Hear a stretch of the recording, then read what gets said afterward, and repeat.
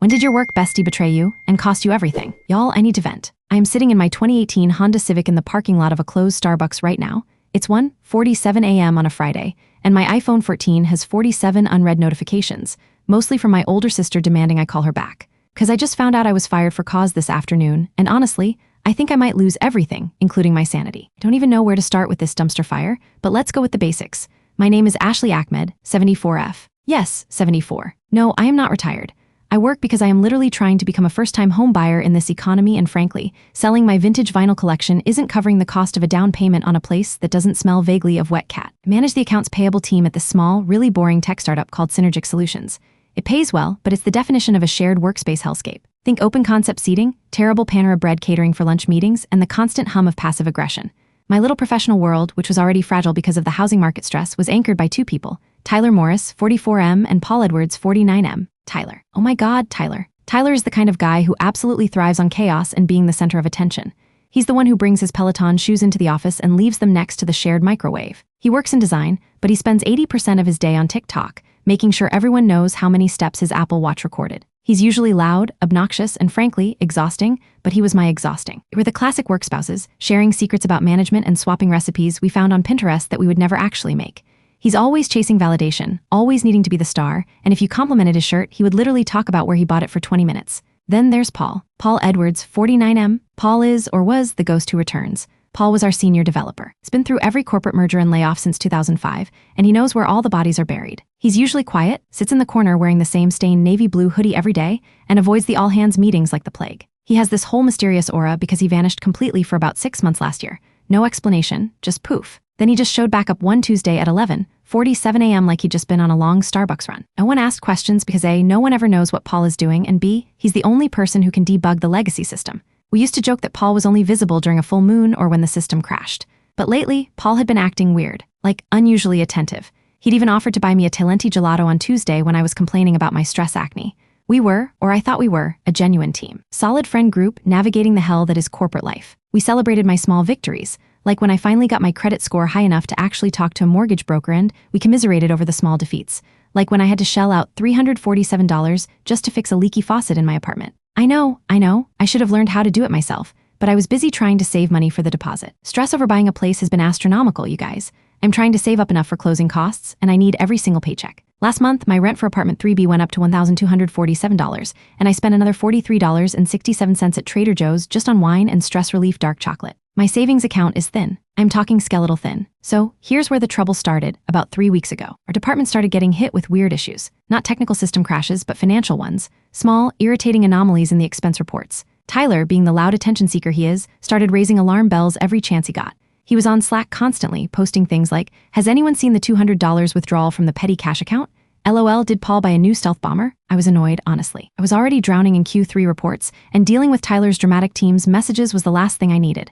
I kept telling him, "Tyler, just file the report. I'll look into the discrepancy when I am done with the payroll audit." But the issues kept escalating. One day, a vendor called, completely livid, because their PayPal invoice hadn't been paid in 2 weeks. And 2 days later, I noticed a Zelle transaction for an unusually large amount of money, $950 listed as office supplies, sent to an external, unrecognized account. This is where Paul started acting really strange. He had been quiet, even for him, but when I mentioned the Zelle transaction during our 10 a.m. coffee break, we usually went down to the coffee shop on Main Street for bad cappuccinos. Paul looked like he'd just seen a ghost. His hands were shaking so bad he almost dropped his gas station coffee.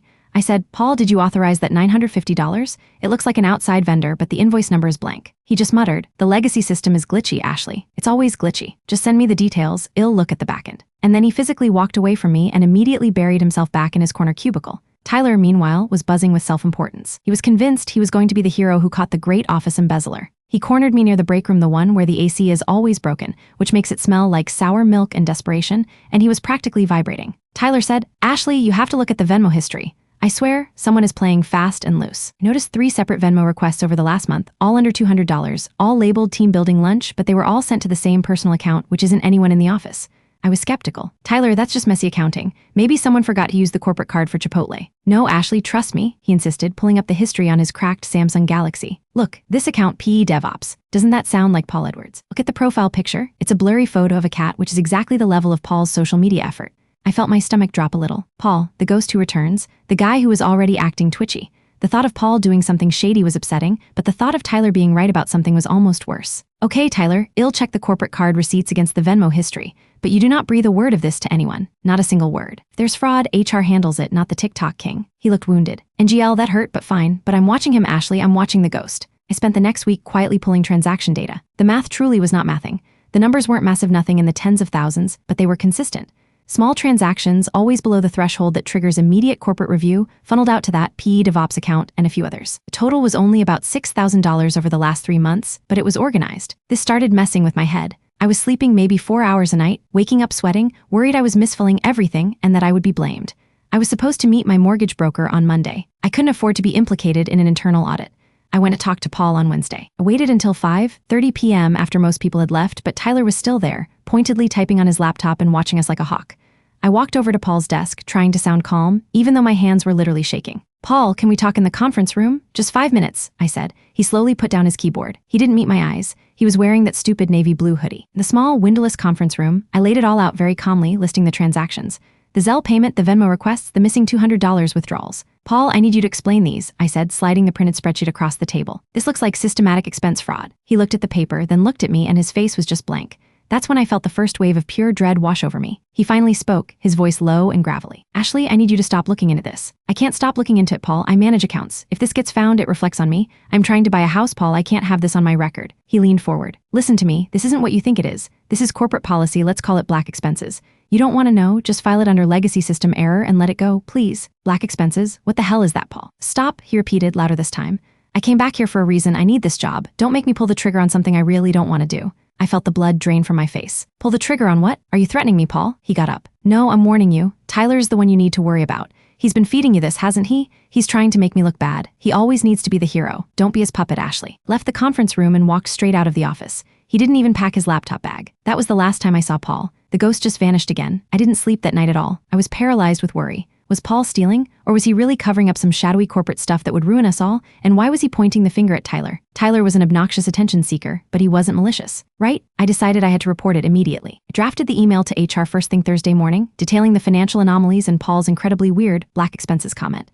I explicitly mentioned Tyler's initial help compiling the Venmo history, making sure he was cited as a helpful source, not a co-conspirator. I hit send at 8:01 a.m. By 11:00 a.m., my boss, Mr. Henderson, called me into his office. Not HR, but Mr. Henderson. He had this look on his face that was cold, sterile, and terrifyingly official. Ashley, thank you for coming in. We need to discuss the report you filed this morning regarding Paul Edwards and the financial irregularities. I started explaining the Zelle transfers and the Venmo history again.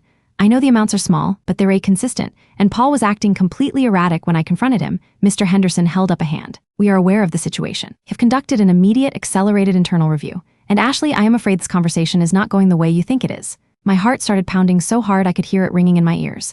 I felt instantly dizzy. I hadn't eaten anything but a half-eaten bag of old chips for breakfast. Ashley, he continued, leaning across his mahogany desk, I have to inform you that your employment with Synergic Solutions is terminated, effective immediately, for cause. I stammered. Wait, what? What are you saying? For cause because I reported fraud? No, Ashley, because you are the fraud. My jaw literally dropped, like cartoon character jaw drop. What are you talking about? I didn't steal anything. I'm the one trying to save money for a mortgage. I was the one who reported it. He looked entirely unmoved. We have reviewed the evidence. Transactions you submitted for review, specifically the recurring Zelle transfers and the internal transfers to cover certain credit card, overages originated from accounts linked solely to your terminal access and your accounts management profile. Furthermore, the evidence strongly suggests you were utilizing your superior access to fabricate expense reports and then pinning the blame on Mr. Edwards and Mr. Morris. I wanted to laugh, but I think I was actually hyperventilating. That is insane. I didn't do any of that. I reported it because I found it. Paul was the one who was twitchy and threatening me, and Tyler compiled the evidence on the PE DevOps account. Mr. Henderson tapped a folder on his desk. Mr. Edwards has been fully exonerated. He was cleared during his absence last year, and we have confirmed his recent professional work. As for Mr. Morris, he came forward this morning, immediately after receiving your internal email, and provided us with supplemental evidence that sadly implicated you. Tyler gave you evidence against me? My voice was just a raw whisper. Tyler, the friend I covered for when he missed meetings, the guy I bought a new pair of AirPods for when he lost his old ones in the Uber. Yes. Mr. Morris provided a full chronology of your conversations, as well as a series of Slack messages where you allegedly coached him on how to find evidence that would point towards Paul Edwards, thereby deflecting attention from yourself. He was extremely disturbed by your attempts to manipulate him, Ashley. I saw red. I saw pure, blinding red. He lied. Tyler is a pathological attention seeker. He is lying to frame me. He wants to be the hero. This is absolutely sick. Have your final paycheck and termination notice, Mr. Henderson said, sliding an envelope towards me. Security will escort you out. Please return your access badge and your work laptop immediately, and I would advise you to speak with legal counsel. I stumbled out of the office in a complete daze. The moment I stepped into the open workspace, I saw Tyler. He was sitting at his desk, head bowed, clearly pretending to be devastated. When he saw me, he looked up, and his face was the picture of sorrow and betrayal. He whispered loud enough for the 4 nearest people to hear, "Ashley, I'm so sorry.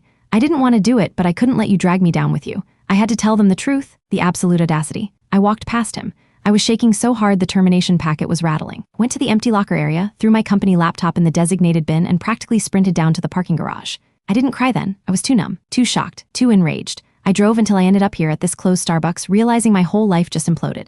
My career, gone. My first-time home buyer dreams, dead. My friend group, fractured because apparently one of them threw me under a bus and the other one was just weirdly involved. I sat here for an hour, thinking about what Mr. Henderson had said. Tyler came forward this morning and provided supplemental evidence. Tyler, the attention seeker, had engineered this. He didn't want to be a helpful witness. He wanted to be the main star, the whistleblower who saves the company from the greedy old lady. And Paul, the ghost, had vanished again, but not before delivering a cryptic threat about pulling a trigger. I pulled out my phone. I have an absolutely terrible habit of recording conversations.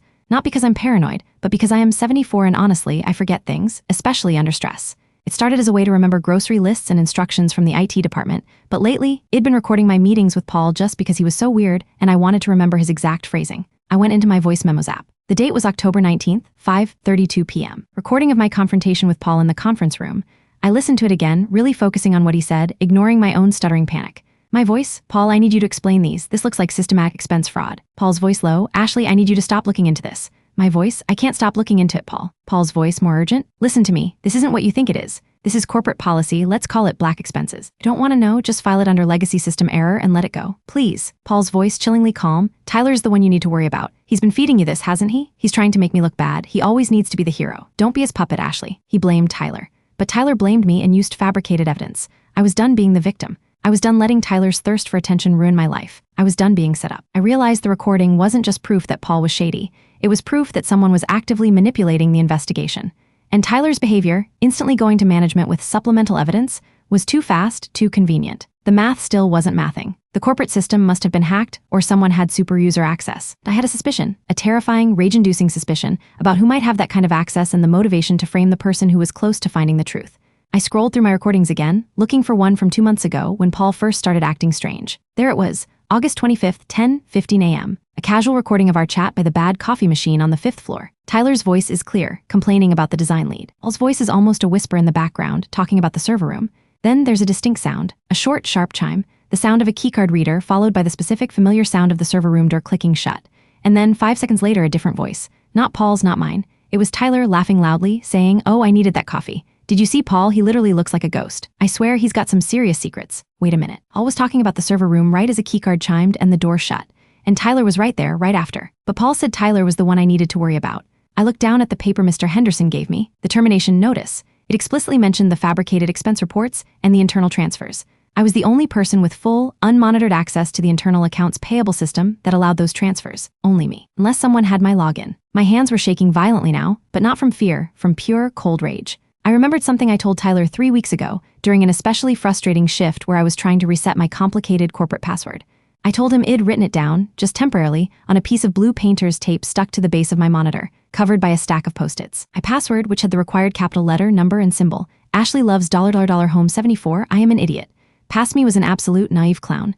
I realized I couldn't just fight this by appealing to HR. They already had their fall guy, me. They already had their hero, Tyler. I had been set up perfectly methodically by someone who knew my access points, my weaknesses, and my financial desperation. I had to prove it. The only way to prove it was to get evidence that wasn't just my word against 2 corporate witnesses. I slammed the steering wheel of my Honda Civic. I felt that rage turn into something cold and resolved.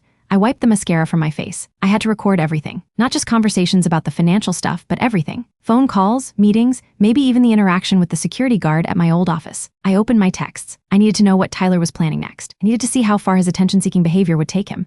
I sent him a text message, fully expecting him to leave me on read. "Me, Tyler, I know what you did. I'm not done." The text bubble immediately showed the 3 pulsating dots. He was typing. He was absolutely dying to respond to get that attention.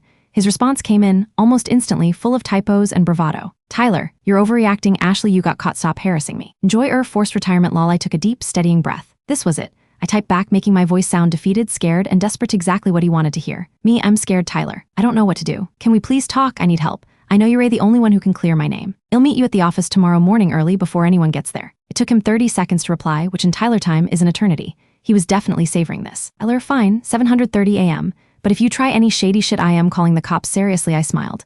A tight, humorless smile. Tyler, the attention seeker, couldn't resist a secret meeting in a dramatic setting. He thought he had me cornered. I looked at my phone. Battery health was at 8%. I had maybe 30 minutes of power left. I needed to charge it immediately. I needed to prepare. I needed more than just audio recordings. I needed video. I realized I couldn't risk bringing my phone into the office to record him in the morning.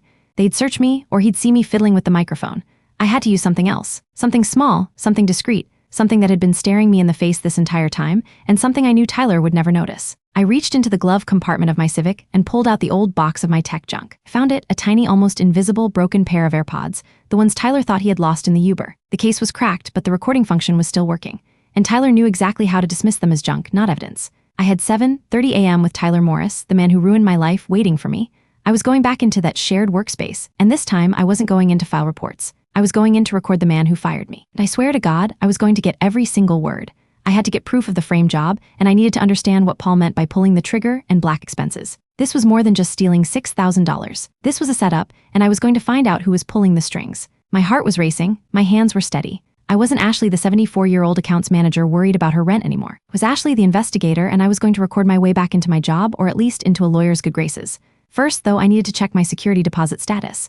I couldn't forget the practical details of being screwed over. Wait, I checked my phone again before it died. Another text from Tyler, immediately after I confirmed the 7:30 a.m. meeting. "Tyler, BTW, I just ran into Paul. He wanted me to tell you he said hello. See you tomorrow, Ashley. Don't be late." Tyler just ran into Paul. Paul, the ghost who returns, the man who vanished, who was suddenly in town just hours before my confrontation with Tyler. My phone battery dropped to 1%. It wasn't just Tyler. They were working together. I had to know what they planned for 7:30 a.m., and I had to record every second of it. Y'all are not going to believe what happened at 7:30 a.m. the next morning. Me and NGL, I should have predicted it, because everything Tyler does is pure theater, but I still wasn't prepared for the level of manic desperation I witnessed. I spent the rest of the night driving home, charging my phone, and meticulously preparing the AirPods case. I taped it to the underside of the small black messenger bag I always carried, the one that held my lunch and a vintage copy of a Miles Davis album so the microphone would face outward when I set the bag down on the desk. I tested the recorder 14 times. I wrote down the exact time I started the recording, 7:25 a.m. I got to the Synergic Solutions parking garage at 7:15 a.m. My heart was pounding like I was trying to run a marathon, which TBH, I probably couldn't do without a ventilator. I parked far away from the main entrance, pulling my Civic into a dark, dusty spot next to a dumpster that smelled vaguely of old tuna. The plan was simple: get Tyler to admit on the record that he lied about the supplemental evidence and that he framed me using my password. I walked into the office floor at 7:20 a.m. The building was eerily quiet. The only sound was the ventilation system and the faint, high-pitched whine of the server room. Tyler was already there. Of course he was sitting at my old desk, which was already cleared of my personal items, looking like he was starring in a very serious independent film about corporate espionage. He had on a pristine, expensive-looking navy blue blazer and his hair was slicked back, not a single strand out of place. He looked less like a 44-year-old developer and more like a high school senior trying out for the role of Hamlet. He looked up when I entered. "Ashley," he whispered dramatically. "You came." I walked slowly towards the bank of desks, keeping the black messenger bag firmly against my hip. I set it down on the floor near the waste bin, angled so the AirPods case was pointed directly at Tyler. I forced my voice to crack a little. "Tyler, please, you have to tell me what happened. You told Mr. Henderson that I coached you to find evidence against Paul. You know that's not true. I'm going to lose everything, my house, my career." He leaned back in my old chair, crossing his arms. Was reveling in this, the absolute cockroach. "I told them the truth, Ashley. The truth is you got greedy. I saw those texts you sent me, the ones about needing the down payment so bad you were desperate.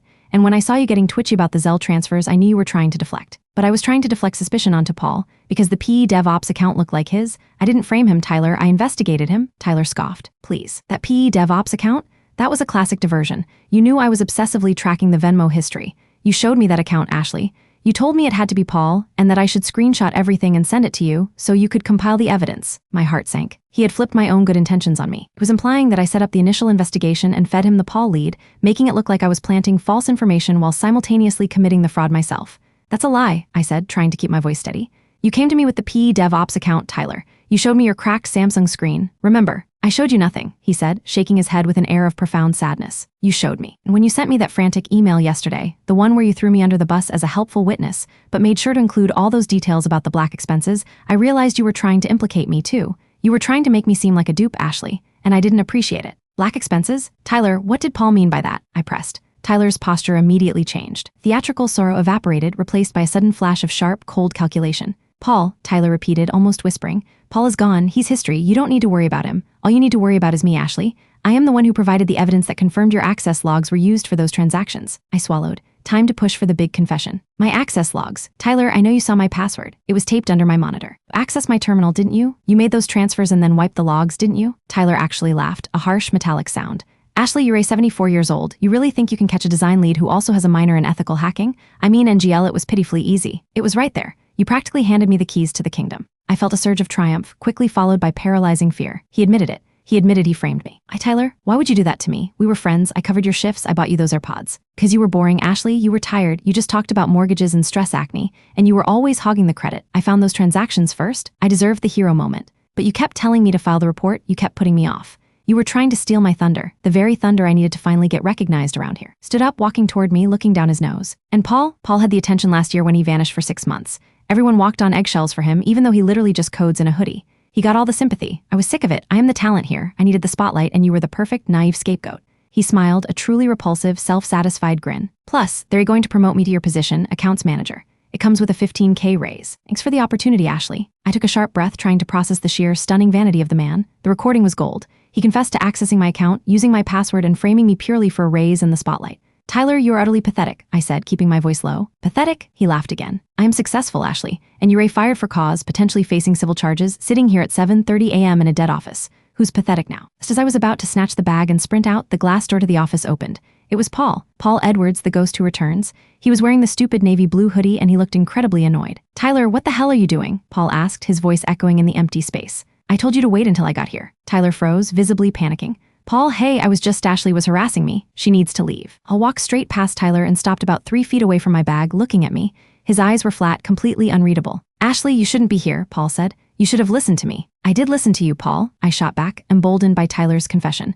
You told me Tyler was the one I needed to worry about. Turns out you were right. He just admitted he logged into my account and framed me. I looked briefly at Tyler, and the look he gave him wasn't an ally's look. It was pure, chilling contempt. You confessed to her, Paul asked Tyler, his voice dangerously low. Tyler was flapping his hands now.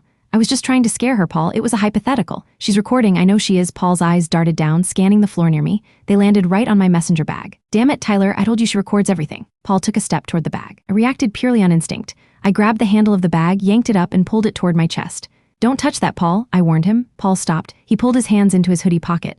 Ashley, those transactions, the Zelle and Venmo stuff, that wasn't Tyler's idea, that was mine. I stared at him. What? The $6,000. It wasn't just expense fraud, Paul explained, his eyes fixed on mine. It was leverage. Tyler didn't steal that money for a raise. He stole it because I told him to. And I framed you because you were digging too deep into my corporate policy problem. I was dizzy. Corporate policy? What in God's name is happening? Paul sighed. The black expenses are real, Ashley. Synergic Solutions has been running a shadow program for years off-book to pay off high-level competitors and keep certain embarrassing legal issues buried. $6,000 was the slush fund, and I was the one funneling it out. That's why I vanished last year. I was undergoing re-education because I got sloppy and almost blew the whole thing. You came back, I realized, to secure the black account. Yes, Paul confirmed. The legacy system, the one only I know how to debug, is what processes those payments. You started finding the small anomalies. I knew you were going to stumble onto the big transfers next, the 6-figure ones that actually matter. I needed the investigation to stop. And Tyler, the moron, was the perfect pawn. Give him $6,000 and the promise of a hero moment, and he'll do anything. Tyler, meanwhile, was hyperventilating by my old desk. Paul, you promised me the accounts manager job and 15K? You said I was going to be the internal hero. You were a distraction, Tyler. A noisy decoy, Paul replied without even looking at him. Ashley, you were the problem. You were too good at your job. You were going to find the real transfers. So I used Tyler to plant the smaller evidence, and then I gave him your password, knowing he'd log in, commit the small fraud, and then rat you out. This was worse than I thought. Tyler wasn't just a rogue attention seeker. He was an accessory to corporate espionage manipulated by Paul. And Paul wasn't stealing $6,000. He was laundering money for the company to cover up massive problems. And the evidence Tyler gave Henderson, I realized, was proof he used my password to make those transfers, which conveniently looked like I was trying to cover my tracks by blaming Paul. Precisely, Paul said. He played his part beautifully. The key evidence wasn't the Slack messages, Ashley. It was the terminal logs showing your ID making the transfers right before you filed the report. That, plus Tyler's dramatic confession of being coached, sealed the deal. I held my bag tighter. But now I have this confession, both of yours. Tyler admitted to the frame, and you admitted to the black expenses and using him to frame me. Paul looked at me with genuine regret, which only made my blood run colder. That's why I was warning you, Ashley. I came back to make sure this stayed quiet. When you filed that report, you put yourself in danger. You think Mr. Henderson cares about $6,000? No, he cares about the 6-figure expenses you almost exposed. Paul slowly reached into the pocket of his hoodie. That's what I meant by pulling the trigger, Ashley. I didn't want to involve the higher-ups.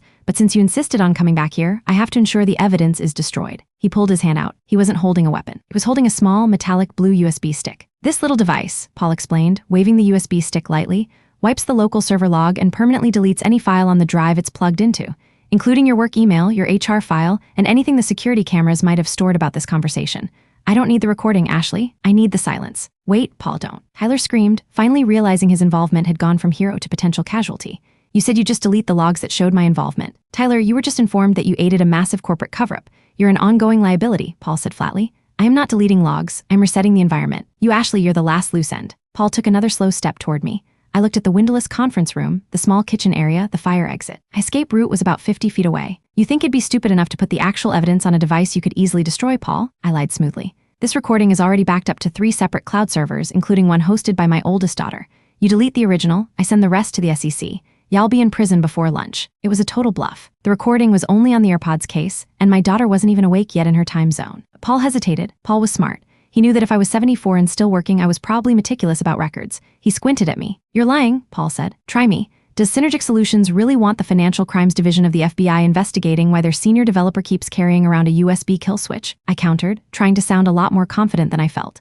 Paul stared at the bag. He was calculating the risk. If I was bluffing, he could destroy the evidence and wipe me clean.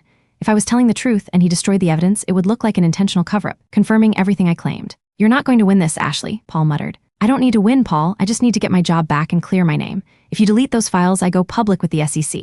If you let me walk, I delete the recordings, and I never mention the black expenses again. Just want my life back, Paul, and I want Tyler to confess to Mr. Henderson that he framed me. Tyler immediately started screaming, No, I'm not confessing. I'll lose the promotion. Paul silenced him with a look that could curdle milk. Tyler, shut up. Paul looked back at me. You want your job back. Why you hate this place? I need my job, Paul. I need the salary to afford that down payment. And I will not be branded a fraud in this town. You clear my name and I walk away clean. Pretend this never happened. Paul stood there for what felt like an eternity, holding the blue USB stick. He was debating the massive corporate conspiracy against my mortgage stress. Finally, he lowered the USB stick. Fine, you win, but you are going to delete every single trace of this recording in front of me. Immediately. Deal, I said, barely concealing my relief. But first, Tyler has to call Mr. Henderson and tell him the truth. Tyler shook his head frantically. No, I won't. I'll deny everything, Paul. Paul calmly walked over to Tyler's desk, picked up the office phone, and handed it to Tyler. You do this now, Tyler, Paul instructed, his voice flat.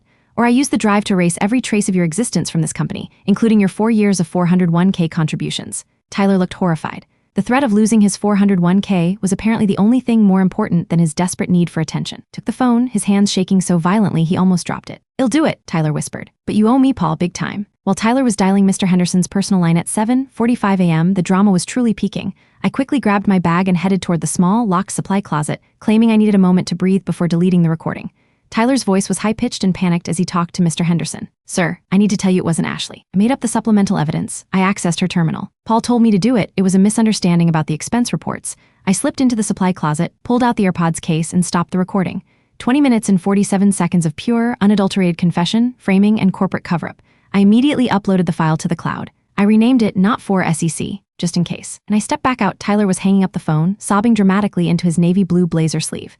Paul stood over him, looking exhausted. It's done, Paul said. He told Henderson the bare minimum, that he fabricated the evidence, used your terminal access, and that he was instructed to do so by me regarding the smaller, messy transactions. Henderson is furious, but he's already moved on to damage control. And my job? I asked. Henderson will call you by 10 a.m. Say the internal review was flawed. Y'all be reinstated. You will receive back pay and a formal apology heavily lawyered that says nothing about the black expenses, and you will stop looking into the finances. Paul held out his hand. Now the recording. I walked over, opened the AirPods case, and with a flourish pressed the delete button on the physical device, holding it up for Paul to see. He nodded, satisfied. I had deleted the local copy, but the cloud version was secure. Thank you, Paul, I said genuinely, even though I knew he was a terrifying corporate criminal. I won't forget this. I know you won't, Paul replied, looking deeply stressed. Now get out of here, and Ashley, you need to find that house. Fast, because the second you leave Synergic Solutions, you are no longer covered by our corporate silence. If you are unemployed, you become a liability. We've got a window, use it. I nodded, grabbed my bag, and walked out. Tyler was still sobbing. I didn't even look at him. Update 2 days later. You guys, I am exhausted. Literally. My sister is still blowing up my phone, but I just sent her a vague text about internal audit complexities. Mr. Henderson called me at 9:47 a.m., exactly when Paul predicted. The call was stiff, cold, and entirely focused on paperwork. He apologized for the unfortunate error in judgment and the accelerated misinterpretation of data. He confirmed my reinstatement and promised the back pay would be in my account by the end of the day. I had my job back. My career was saved. My mortgage broker appointment was back on. Tyler Morris was immediately terminated for cause. Not because of the $6,000 fraud, which was minor in the grand scheme, but because he directly confessed to fabricating evidence and lying to management. Henderson wanted a clean break. Attention seeker got his ultimate spotlight, escorted out of the building by security, carrying his box of Peloton shoes. Paul Edwards? The ghost just vanished again. He wasn't in the office Monday. Henderson didn't mention him. I tried searching for the PE DevOps Venmo account again, but it had been deleted. I thought that was the end of it. I thought I had survived the worst, and all I had to do was show up, work hard, and keep my nose clean until I bought my house. Week went by where I was genuinely hypervigilant. Every time I saw a Slack message, I flinched. I bought a new, heavy-duty physical lock for my locker. I changed my password to a 57-character string that included ancient Greek symbols and binary code. I spent $15 on an online generator. I wasn't taking any chances. By Tuesday, I was trying to normalize things. I actually brought my own home-brewed cold brew instead of going down to Main Street. And 3 days after that, I got a text from an unknown number. The text was short. Check the security camera logs for the server room access on August 25th, 10:15 a.m.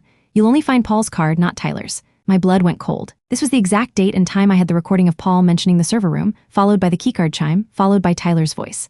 I knew that to access the server room, you needed a senior developer badge, which Paul had. Tyler, the design lead, absolutely did not. But the security log should have only shown Paul if he was the one who swiped the card.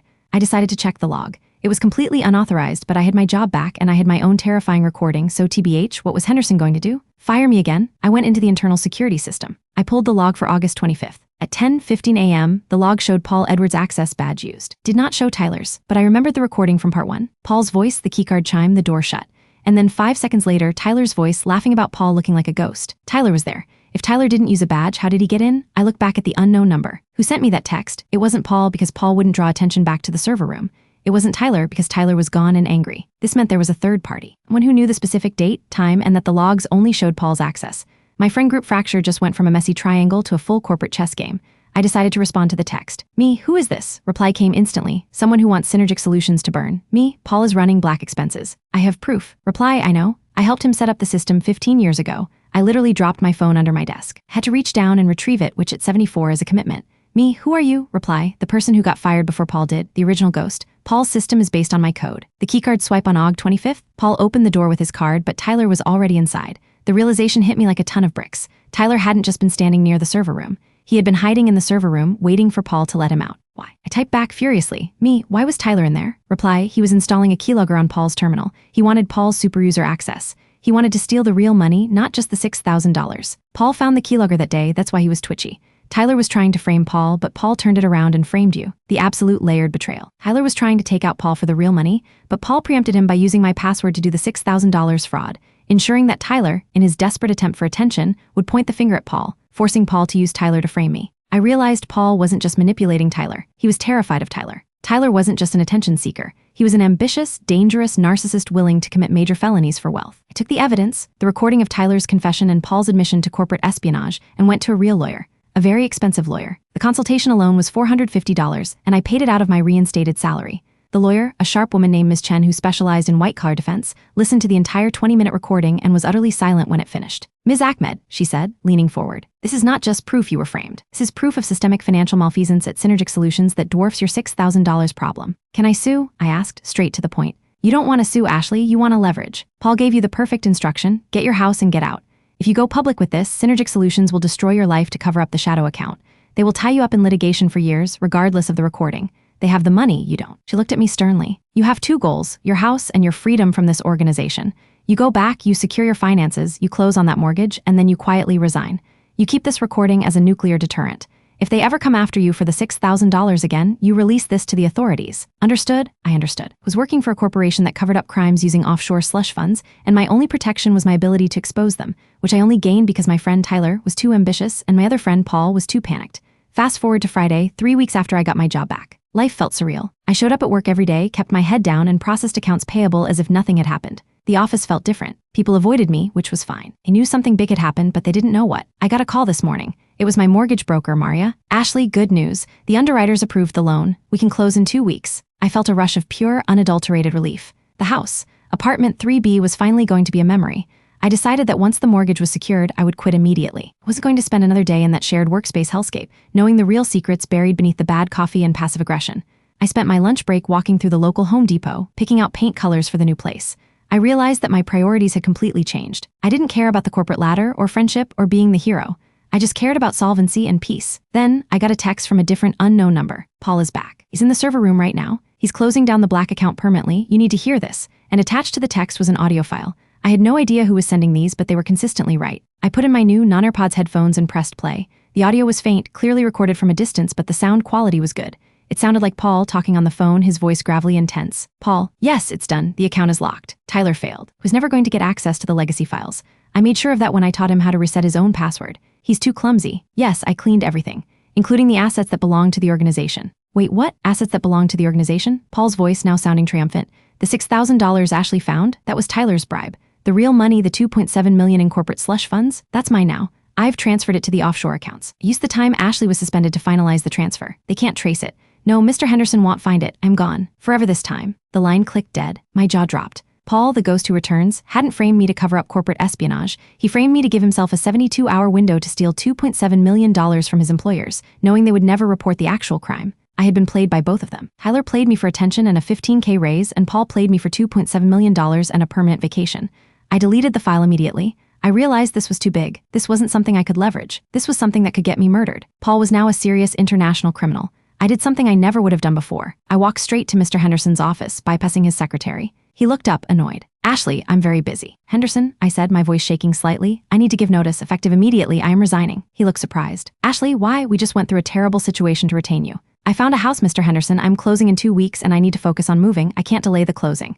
This was mostly true. But we need you to train your replacement, he protested. With all due respect, sir, I am accounts payable. You can find someone in 2 days. You don't need my 2 weeks. I looked him straight in the eye. And Mr. Henderson, if you ever, for any reason, try to contact me or pursue the $6,000 in fabricated expenses, or if I hear a single word about Synergic Solutions in the press, I will release the recording I made of Tyler Morris' full confession, detailing how I was framed and why. I promise you I have it. He went pale. He knew I wasn't bluffing this time. He knew the cost of drawing attention to Synergic Solutions. Understood, Ashley, he said, swallowing hard.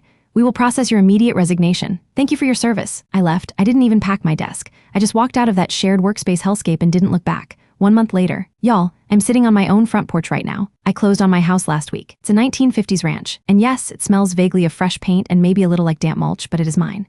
I'm 74 years old and I'm a first-time home buyer, finally. I'm currently unemployed, which is terrifying, but I also have $30,000 saved up and no rent payment, so I'll figure it out. I'm thinking about starting a small Etsy shop selling vintage vinyl and knitting patterns. NGL, it beats corporate espionage. Friend group fracture is permanent. I blocked Tyler on every platform, including LinkedIn, which was deeply satisfying. I heard from a mutual contact that he's absolutely devastated because he can't get a job anywhere. Synergic Solutions, despite their desire for silence, made sure to mark him as terminated for gross misconduct related to internal fraud. He got the spotlight he wanted, just the wrong kind. As for Paul, the ghost who returns, he's gone, completely. Original ghost who wants Synergics to burn texted me one last time. Paul bought a small island in the Caribbean and is setting up his own private server farm. He's happy, he won. I realized I didn't actually hate Paul. He was a professional criminal, but he was honest about his motives, and in the end, he gave me the perfect advice: get out. Tyler, however, I still resent. The casual cruelty of framing a friend for a meager raise and a moment of validation, that's truly sick. Whole experience changed me. I learned that my gut instinct is usually right, and I am far more resilient than I ever gave myself credit for. I also learned that if you're trying to be a first-time home buyer in this economy, you need to be willing to record your coworkers and leverage corporate crime just to afford closing costs. I wish I was joking. I still have the recording, sitting in a secure, encrypted folder, backed up to 3 different international servers, just like I told Paul. It's my insurance policy. I haven't listened to it since the day I walked out. I still have bad days. Sometimes I wake up sweating, worried that Mr. Henderson or some shadowy operative is going to show up demanding the money back. But then I look out my window at my own little yard, and I realize I'm free. I traded a shared workspace and constant anxiety for a small, mortgage-burdened paradise, and honestly, it was the best trade I ever made. I'm 74, I'm broke, but I'm building a deck and planning my next career move. My credit score took a hit from all the stress, but I'm going to focus on fixing that. Yesterday, I bought a bottle of cheap Pinot Grigio and sat here watching the sunset. I scrolled through my phone, and I realized I had deleted every text, every contact, and every reminder associated with Synergic Solutions. I'm done being Ashley Ahmed, accounts manager. Now I'm just Ashley Ahmed, homeowner, and I'm going to be okay. We'll update if Paul ever sends me a postcard from his private island. LOL.